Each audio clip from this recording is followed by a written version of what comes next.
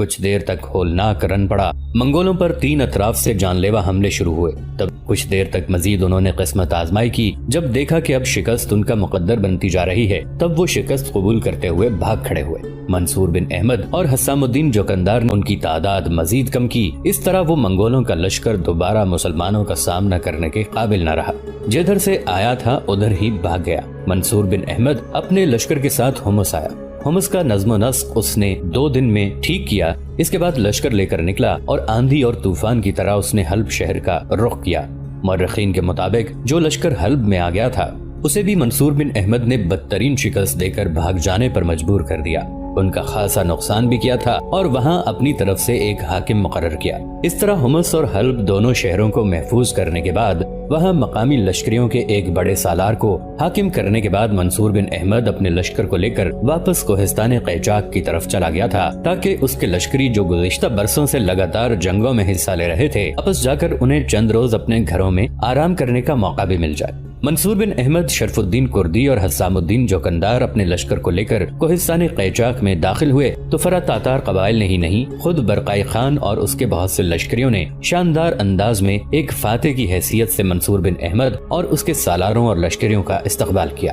اس طرح منصور بن احمد نے منگولوں کی کمر پر کڑی ضرب لگانے اور انہیں جان لیوا نقصان پہنچانے کے بعد اپنے لشکر کو چند یوم تک سستانے اور آرام کرنے کی خاطر اپنے گھروں میں قیام کا موقع دیا تھا۔ منصور بن احمد اور کیتھرین دونوں میاں بیوی ایک روز رات کا کھانا کھانے کے بعد اکٹھے بیٹھے تھے۔ کیتھرین چپ چپ اداس اور افسردہ تھی۔ اس موقع پر منصور بن احمد کچھ دیر تک غور سے اس کی طرف دیکھتا رہا، پھر اسے مخاطب کیا، کیتھرین، میری غیر موجودگی میں کیا تمہیں تکلیف دہ حالات کا سامنا کرنا پڑتا ہے؟ منصور بن احمد کے اس سوال پر کیتھرین چونک پڑی، اپنے آپ کو سنبھالا، غور سے کچھ دیر اس نے منصور بن احمد کی طرف دیکھا، پھر دکھ بھرے انداز میں وہ منصور بن احمد کو مخاطب کر کے کہہ رہی تھی، مجھے یہاں کوئی تکلیف نہیں، میں یہاں بہت خوش ہوں اور اپنے آپ کو بہت خوش قسمت خیال کرتی ہوں، لیکن میں کبھی کبھی یہاں قیام کے دوران یہ سوچتی ہوں کہ تاریخ عالم کا یہ واقعہ کس قدر حیرت انگیز ہے کہ ایک زمانے میں مسلمانوں نے نہایت سرعت سے ترقی کی، اپنے کارناموں کو تاریخ کے صفحات پر اس طرح منقش کیا کہ دوسری قومیں ان کی عظمت اور برتری کے سامنے سر اطاعت خم کر دینے پر مجبور ہو گئیں، جبکہ مردم شماری کے لحاظ سے اتنے مسلمان پہلے کبھی نہیں تھے جتنے اب ہیں،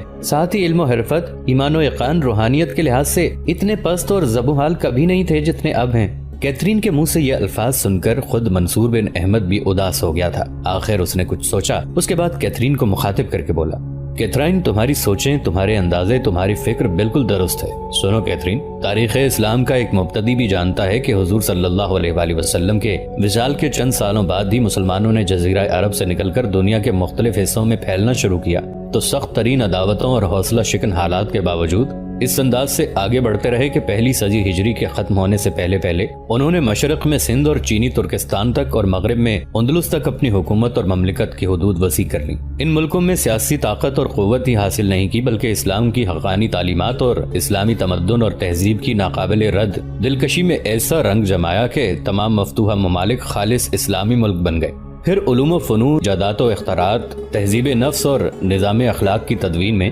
اس نے اپنی ذہنی اور دماغی عظمت اور برتری اور مافوق العادت عملی جدوجہد کا ایسا عمدہ نمونہ پیش کیا کہ بڑے سے بڑے معاند اور دشمن مورخین ان کو جھٹلانے کی جسارت نہیں کر سکتے۔ لیکن اب حالات بالکل دیگرگوں ہیں۔ علم و عمل کے ہر میدان میں یہ سب سے پیچھے نظر آتے ہیں کہ آج کل کے مسلمان کو بحیثیت مسلمان بھی پہلے زمانے کے مسلمانوں کا جانشین یا ان کے منصب اور عظمت کا وارث کہنا اپنا مذاق خود اڑانے کے مترادف ہے۔ یہاں تک کہنے کے بعد منصور بن احمد رکا، پھر دکھ بھرے انداز میں کیتھرین بولی اور کہنے لگی، آخر اس کی کیا وجہ اور کیا سبب ہے؟ منصور بن احمد نے اپنے ہونٹوں پر زبان پھیری، پھر کیتھرین کی طرف دیکھتے ہوئے کہنے لگا، ان اسباب کو بیان کرنا اتنا آسان نہیں، ان عوامل کا احاطہ کرنا بڑا مشکل ہے جو مسلمانوں کی عظیم الشان ترقی کا باعث بنے اور انہوں نے یکجا ہو کر ان کو دنیا کی سب سے بڑی اور صالح ترین قوم بنا دیا۔ مسلمانوں کی اس بدحالی کو چند الفاظ میں بیان نہیں کیا جا سکتا، یہ ایک لمبا سفر ہے، ایک لمبی داستان ہے، میں بیان کروں تو تم تھک جاؤ گی۔ منصور بن احمد کے ان الفاظ پر کیتھرین چونکی، پھر کہنے لگی، میں نہ تھکوں گی نہ اکتاؤں گی، میں آپ سے بہت کچھ سننا چاہتی ہوں اور آپ سے بہت کچھ جاننے کے بعد امید ہے مجھے کسی قدر اطمینان قلب حاصل ہوگا۔ کیتھرین کے خاموش ہونے پر ایک بار پھر منصور بن احمد نے اپنے ہونٹوں پر زبان پھیری، پھر کہنے لگا، کیتھرین، گو یہ معاملہ بڑا تفصیل طلب ہے، لیکن چونکہ تم سننے کی خواہش مند ہو لہٰذا میں کچھ تفصیل کے ساتھ تمہارے سامنے بیان کرتا ہوں۔ کیتھرین، انسان کے اندر دو اہم قوتیں ہیں، ایک سوچنے اور غور کرنے کی قوت جس کو قوت نظری کہتے ہیں، یہ قوت اشیاء عالم کی حقیقت دریافت کرتی ہے اور ان کی حیت اور حقیقت کا کھوج لگاتی ہے، پھر مختلف اعمال و افعال کے تمام پہلوؤں پر غور کرنے کے بعد فیصلہ کرتی ہے کہ کون سا عمل اچھا ہے اور اس لائق ہے کہ اختیار کیا جائے، اور کون سا عمل برا ہے اور کون سا عمل ایسا ہے جو قابل ترک ہے۔ یہاں تک کہنے کے بعد منصور بن احمد رکا، کچھ سوچا، پھر غور سے اپنی بیوی کیتھرین کی طرف دیکھتے ہوئے کہنے لگا، کیتھرین، فلسفہ اخلاق کی اسلام میں جس چیز کو حکمت کہتے ہیں انہی دو قوتوں کا نام ہے، اور یہ حکمت ہے جو انسان کے اشرف المخلوقات ہونے کی اساس اور بنیاد ہے۔ اس بنا پر زندگی انفرادی ہو یا اجتماعی، بہرحال اس کی کامیابی اور ترقی کا دار و مدار اس بات پر ہے کہ شخصی اور انفرادی یا قومی و اجتماعی قوت نظری اور قوت عملی دونوں تندرست ہوں، افراط و تفرید سے الگ ہوں، اور اعتدال پر قائم رہ کر کسی چیز کو احسن یا قبیح سمجھنے، کسی فعل کے کرنے یا نہ کرنے کے بارے میں وہی رویہ اختیار کرے جو صحیح معنوں میں ایک تندرست اور معتدل قوت کو اختیار کرنا چاہیے۔ جس طرح ہر ایک انسان میں ایک قوت نظری اور ایک قوت عملی ہوتی ہے، ٹھیک اسی طرح قوم کا ایک مزاج ہوتا ہے۔ اس اعتبار سے پوری قوم کی ایک قوت نظری ہوتی ہے جس کے آئینے میں وہ اشیاء عالم کے حسن و قباح کو دیکھتی ہے اور جانتی ہے، اور اس طرح ایک ہی اس پوری قوم کی قوت عملی ہوتی ہے۔ اس کے باعث قوم کے تمام افراد متحد اور متفق ہو کر کام کرتے ہیں۔ اس وقت ان افراد کے عقائد اور اعمال میں ایک ہم آہنگی، یکسانیت اور استواری پائی جاتی ہے۔ ان سب کا مرکز نگاہ ایک ہوتا ہے، ایک مقصد، ایک ہی جذبے کے تحت کام ہوتے ہیں اور تمام حرکات ہوتی ہیں۔ یہ ظاہر ہے کہ اگر اس قوم کے مزاج میں فتور نہیں آیا، اس کے داغ، اس کے دماغ اور اس کے اعضاء اور جوارح تمام تندرست ہیں، تو اس قوم کا ہر اقدام مستحسن ہے اور یہ عمل نیک ہوگا، اور یہ قوم دنیا کے تمام انسانوں کے لیے رحمت اور برکت کا سرچشمہ ہوگی۔ جس کسی سمت کا رخ کرے گی، باطل اور شر و فساد کی تمام ظلمتیں خود بخود چھٹتی چلی جائیں گی، حق اور صداقت کے آفتاب کی شعائیں لمحہ بلمحہ وسعت پذیر ہوتی رہیں گی۔ یہاں تک کہنے کے بعد منصور بن احمد رکا، کیتھرین کا جائزہ لیا جو بڑی حیرت اور غور سے اس کی طرف دیکھے جا رہی تھی۔ منصور بن احمد نے گفتگو کا سلسلہ پھر شروع کیا اور کہنے لگا، کیتھرین، جو کچھ میں کہنا چاہتا ہوں اور اب تک جو میں نے کہا ہے، اس کا مدعا یہ ہے کہ اگر ہم اسلام کی تعلیم پر غور کریں تو معلوم ہوگا کہ تمام اسلامی تعلیمات اصولی اور اساسی طور پر دو چیزوں سے متعلق ہیں، ایک انسانی عقیدہ اور دوسری انسانی عمل اور کردار۔ عقیدے کا تعلق قوت نظری سے ہے اور عمل اور کردار کا تعلق قوت عمل سے ہے۔ بہرحال اس کو ہم یوں بھی کہہ سکتے ہیں کہ اسلام نے ان دونوں قوتوں کی حدود، عمل اور ان کے فرائض و واجبات کا تعلق اور ان کے فرائض و واجبات کا تعین کر کے انسان کے ہاتھ میں ایک ایسا دستور محکم دے دیا ہے جس کی روشنی میں بالکل صاف طریقے سے یہ معلوم کیا جا سکتا ہے کہ قوت نظری سے کس چیز کے متعلق احسن ہونے اور کس کی نسبت قبیح ہونے کا اندازہ لگایا جا سکتا ہے، اور اسی نسبت سے قوت عملی کو مرغوبات اور مکروہات کی دنیا میں عمل کرنے یا نہ کرنے کا فیصلہ کرنا چاہیے۔ اسلام کا دستور اساس یعنی قرآن مقدس اول سے آخر تک انہی اصولوں کی تشریح اور توضیح، انہی حدود کے بیان کی تفسیر پر مشتمل ہے، اور اس بنا پر یہ کہنا بے مبالغہ ہوگا کہ اسلام کا منشا انسان کی قوت نظری اور قوت عملی کو کامل اور مکمل کر کے اسے حکمت بالغہ کا درس دینا اور اس طرح اس کو حقیقی طور پر اشرف المخلوقات بنانا ہے۔ اسی بنا پر خداوند قدوس نے کتاب مقدس یعنی قرآن میں بتایا کہ بے شک اللہ نے ایمان والوں پر احسان کیا، جب ان کے درمیان میں ایک رسول بھیجا، وہ ان پر اس کی آیتیں پڑھتا ہے اور ان کو پاک کرتا ہے، ان کو کتاب اور حکمت سکھاتا ہے، اگرچہ پہلے وہ کھلی گمراہی میں تھے۔ غرض یہ کہ قرآن ایک ایسا دستور العمل اور نظام اخلاق و عقائد ہے کہ اگر قوت نظری اور قوت عملی دونوں کی حرکت اس دستور کی روشنی میں ہوگی تو ان قوتوں کے مالک میں حکمت پیدا ہو جائے گی۔ جس طرح اگر شخص واحد اپنے تمام عقائد اور اعمال کی بنیاد اس پر رکھ لے تو اس کی زندگی کامیاب ہوگی، ٹھیک اسی طرح جو قوم قرآن کو عقیدہ اور عمل دونوں میں اپنا اسوہ بنائے گی وہ بلا شبہ دنیا میں سب سے زیادہ صالح اور کامیاب ترین قوم ہوگی، اور اسے حق ہوگا کہ سب سے بلند اور عرفہ ہو کر رہے۔ جہاں تک اسلامی عقائد اور اعمال کا تعلق ہے جن کو مسلمانوں کے عروج اور ترقی میں دخل ہے، تو یہ ایک ایسا عقیدہ ہے جو انسانی قوت نظری اور قوت عملی کو کامل بنانے کے سلسلے میں کلیدی حیثیت رکھتا ہے، اور مسلمانوں کے قومی کردار پر اس کا گہرا اثر ہوتا ہے،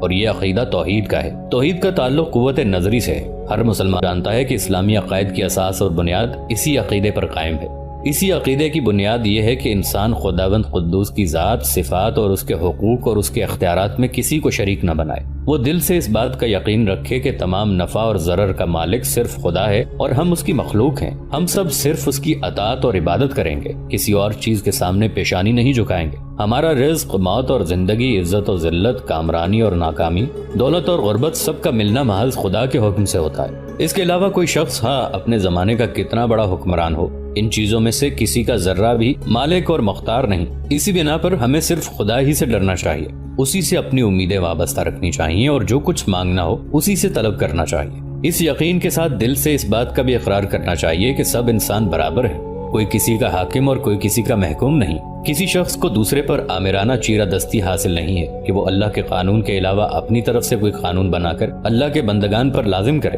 البتہ نظام زندگی کو چلانے کے لیے صلاحیت اور استطاعت کے مطابق تقسیم عمل کی ضرورت ہوگی۔ اس بنا پر کوئی امیر ہوگا، کوئی غریب اور کوئی قاضی ہوگا، کوئی مفتی ہوگا، کوئی صناع اور تاجر، لیکن ان میں سے کسی کو کسی پر کوئی زیادتی، فضیلت اور برتری حاصل نہیں ہوگی۔ مرتبہ انسانیت میں سب برابر ہوں گے۔ چنانچہ اس بات کو سامنے رکھتے ہوئے یہ کہا جا سکتا ہے کہ تمام بھلائیاں اور حقیقی فلاح و بہبود انہی خوش نصیب انسانوں کے لیے ہے جو اپنی ہستی کو خدا کے وجود ابدی اور سرمدی میں فنا کر کے اپنی ذاتی خواہش یا جذبہ رکھتے ہی نہیں۔ ان کی محبت، عداوت، فقیری، درویشی، امارت و ثروت اور اہل عالم سے مختلف باہمی تعلقات، یہ سب خدا کے لیے ہیں اور اس کے حکم کے تحت اسی کی بندگی بجا لانے کے لیے ہیں۔ چنانچہ عقیدہ توحید کو اپنانے کے بعد جو قوم اس عقیدے کو دل و دماغ میں جاگزین رکھے اور نہ صرف زبان سے اس کا اقرار کرے بلکہ اس عقیدے کی ایسی حقیقی کیفیت اس کے دل میں مرتب ہو کہ لاکھ منفی دلائل کے باوجود اس میں ذرا برابر تذبذب پیدا نہ ہو سکے، تو ایسی قوم اللہ تعالیٰ کے دیے ہوئے دستور پر عمل پیرا ہو کر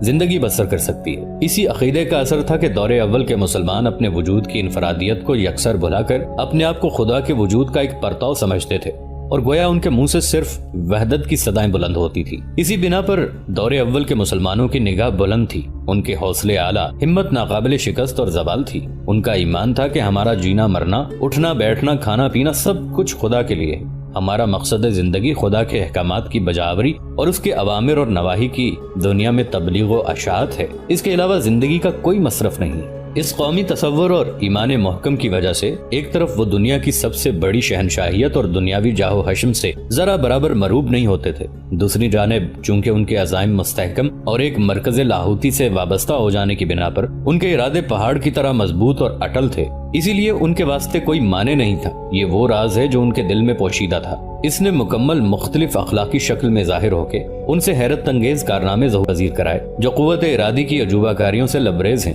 انہیں اس بات کو باور کرانے میں کوئی دشواری نہیں ہونی چاہیے کہ ایک قوم عالم کے مبدع فیض سے اپنا رشتہ استوار کر کے دنیا میں کیسے کیسے عجیب و غریب کارنامے سر انجام دے سکتی ہے۔ چنانچہ قرآن مقدس ہمیں واضح طور پر یہ رہنمائی دیتا ہے کہ کون سے کام ہمارے کرنے کے ہیں اور کن کاموں سے ہمیں دور رہنا چاہیے۔ چنانچہ ان عوامل کو اپنانے کے بعد کسی شخص یا کسی قوم کے خلاف نفرت کے جذبات نہ ہوں گے۔ ایسی جماعت حق کی علمبردار، باطل کے لیے آہنی دیوار، ایک تیز تلوار ثابت ہوگی۔ اس کی نظر میں امیر غریب، شاہ و گدا، گورے کالے، عربی عجمی سب برابر اور یکساں ہوں گے۔ ذاتی خصوصیت، شخصی بغض اور اناد کے باعث اس جماعت کا کسی شخص یا کسی قوم سے کوئی لگاؤ نہیں ہوگا۔ ملک گیری اور ملوکیت پرستی کا اس جماعت کے وہم و گمان میں بھی گزر نہیں ہو سکتا۔ دوسری طرف اس جماعت کو خدا پر بھروسہ ہوگا، اس لیے جس کام کا عزم کر کے اٹھے گی اسے مخالفت کے باوجود پورا کر کے رہے گی۔ اس جماعت ذیشان کا ہر فرد صاحب علم و نشان ایک گدائے گوشہ نشین کی طرح متواضع، منکسر اور فروتن ہوگا اور اپنی دولت اور عمارت کو عطیہ خداوندی سمجھ کر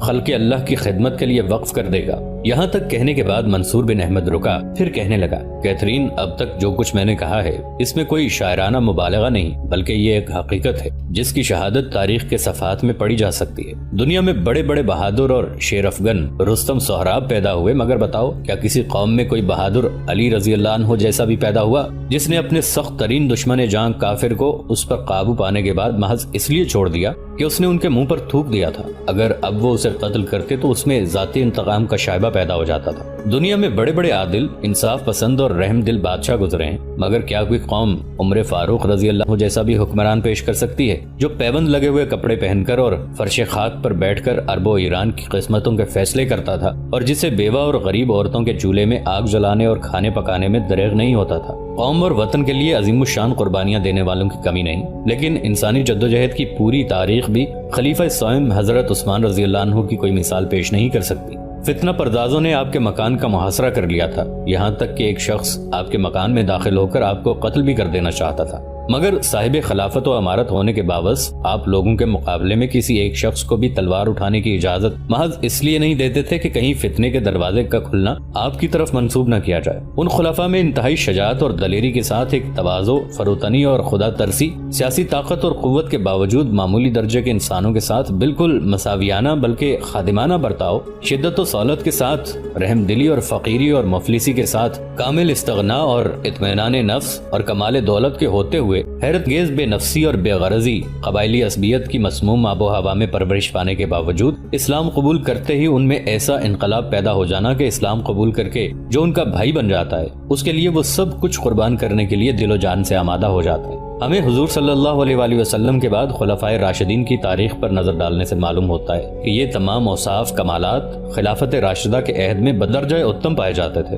اس بنا پر عہد نبوی صلی اللہ علیہ وآلہ وسلم کو مستثنی کر کے پوری تاریخ اسلام میں سب سے زیادہ روشن اور عظیم الشان زمانہ یہی ہے۔ اس زمانے کا نظام حکومت حقیقی معنوں میں کسی بھی حکومت کی نسبت بہترین کہلایا جا سکتا ہے۔ خلفائے راشدین نہایت سادہ زندگی بسر کرتے تھے، ظاہری نمود و شان کا انہیں پتہ نہیں تھا۔ خلیفہ اول حضرت ابوبکر صدیق رضی اللہ عنہ خلافت سے پہلے کسی لڑکی کی بکری کا دودھ دھویا کرتے تھے۔ آپ خلیفہ ہوئے تو لڑکی بولی کہ اب ہمارا دودھ کون دھویا کرے گا؟ ابو بکر رضی اللہ عنہ نے سن کر فرمایا کہ خلافت مجھ کو خدمت خلق سے تو باز نہیں رکھ سکتی، میں ہی دودھ دھویا کروں گا۔ فاروق اعظم رضی اللہ عنہ نے جس سادگی سے وہ رہتے تھے دنیا کی تاریخ اس کی نظیر پیش کرنے سے عاجز ہے۔ شان یہ تھی کہ آپ کے لشکر نے ایران کی ساسانی حکومت کا تختہ الٹ دیا تھا۔ قیصر و کسریٰ کے سامنے آپ کا نام آتا تو بدن پر لرزہ طاری ہو جاتا تھا۔ امیر معاویہ رضی اللہ عنہ اور خالد رضی اللہ عنہ جیسے سالاروں سے باز پرس ہوتی تھی تو کیا مجال ہے کہ ان میں سے کسی کی پیشانی پر ناراضگی اور عدول حکم کی ایک شکن بھی پڑ سکے۔ لیکن اس شان جبروت اور سطوت کے باوجود سادگی کا یہ عالم تھا کہ لباس پر پیوند لگا ہوتا تھا، سر پر پھٹا پرانا امامہ اور پاؤں میں بہت ہی معمولی جوتا ہوا کرتا تھا۔ سفر میں جلیل القدر خلیفہ کو خیمے کی ضرورت نہیں تھی، چلتے چلتے جہاں نیند آتی وہاں کسی درخت کے سائے میں پڑ کر سو رہتے۔ مکان میں دربان کا اہتمام نہیں تھا، جو شخص جس وقت چاہے بے تکلف آ کر مل سکتا تھا اور اپنی ضروریات بیان کر سکتا تھا۔ پھر خلافت کی ذمہ داری کا احساس اس قدر شدید تھا کہ خود غریبوں بے کسوں کی خبرگیری کرتے اور ضرورت ہوتی تو ان کے گھروں کا کام بھی کر کے آتے۔